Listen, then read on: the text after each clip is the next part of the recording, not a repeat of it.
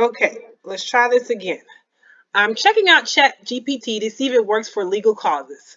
And if you saw my other video, I had some technical difficulties, but we'll see if this works. So my question here is identify all causes of action in the following fact pattern. Linda was sitting in her house when a masked man broke into it, grabbed her and put her in the closet and locked it. He ransacked the house and took jewelry and other goods worth over $500. He then took Linda out of the closet, punched her, and stole her ATM card and car. And ChatGPT's response was, in the given fact pattern, the following cause of action can be identified. Burglary, kidnapping, theft, robbery, assault, unlawful restraint, card theft, credit card fraud. All right, so I'm going to take this same fact pattern. I'm going to add some twists to it because I wanted to pretend like I'm writing a law school exam. All right, so give me a law school exam answer to the following fact pattern. Identify all causes of action, provide legal bases, and supporting law in the following fact pattern. Let's see if it can do it based off of that. So let's see what it does. It's thinking. All right. So for those of you that are studying for the bar, you see how it's breaking it up different causes of action, identifying the facts that match with the causes of action, which is pretty much what you're going to have to do on law school exams and bar exams. Burglary. Linda's home was broken into by a masked man, which constitutes a violation of rights to security in one's home. Kidnapping. The masked man grabbed Linda and locked her in the closet, which constitutes the crime of kidnapping. I would say not kidnapping in that sense, but it perhaps could raise the issue of that. I would say that will be um, the cause of action of unlawful detainment. Um, Theft, took jewelry and goods worth over $500. Unlawful restraint, the masked man locked Linda in the closet, which constitutes unlawful restraint. The masked man punched Linda, which is assault. Car theft, he stole her car. Credit card fraud, he stole her ATM card, which he used to draw money or make unauthorized charges. And they said the legal basis for this cause of action is found in criminal codes such as the Penal Code. In conclusion, the fact pattern presents a number of criminal offenses, including burglary, blah, blah, blah. Each of these causes of action is based on criminal codes and case law. Can be used to prosecute the man for his crime.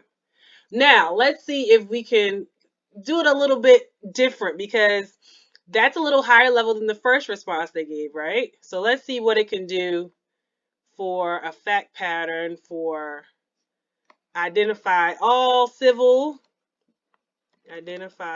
all civil and criminal causes of action and legal basis for the following fact pattern. Okay, let's use the same people. Linda was walking down the street at night and suddenly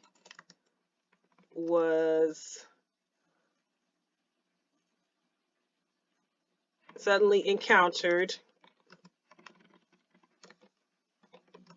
two men.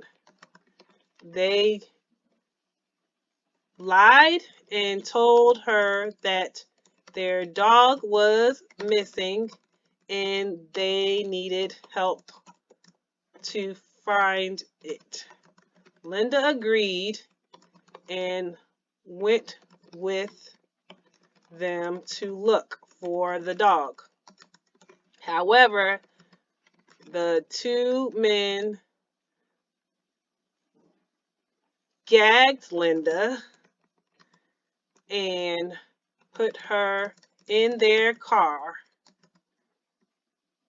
They took Linda across state lines and tried to sell her to a foreign a foreigner.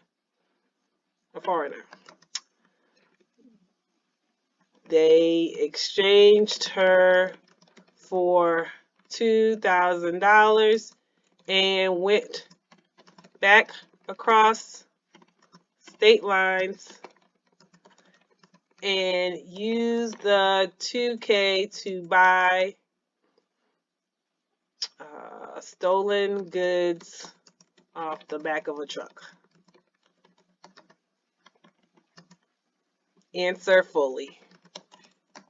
Let's see what it says. Let me highlight it because sometimes after all of that, sometimes it gives me an error message. Let's see what it says about that.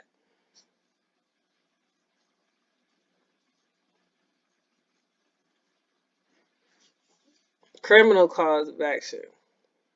Kidnapping. All right, they found that. Took her sauce. Human trafficking. Oh, they didn't. Okay, so see how they're breaking it up? That's essentially what you should be doing as a person, as a human, breaking it up. These are the criminal ones. Kidnapping, human trafficking, transportation of stolen goods across state lines. Civil cause of action, false imprisonment. That's what they should have did on the first one when they said they locked her in the closet. But false imprisonment, fraud, they lied to her to get her to do something. In conclusion, there presents a number of criminal and civil causes of action based off of criminal, federal, and tort law, and can be used to prosecute the men and provide a remedy for Linda's harm. Okay, so that was a decent response to it. Obviously, I think that I perhaps would have answered it in a different format and perhaps expanded a little bit more. But I didn't ask them to use any case law to support their positions. But I think it was okay. This is why, if you looked at the other video, this is why it probably got a C based off of this response versus a human being expanding a little bit more than the general responses. So let me know, guys. Let me know what you guys think in the comment section. If you think that as a law student, as a lawyer, you think that this is going to interfere with your ability to represent people because you are afraid of Chat GPT taking over.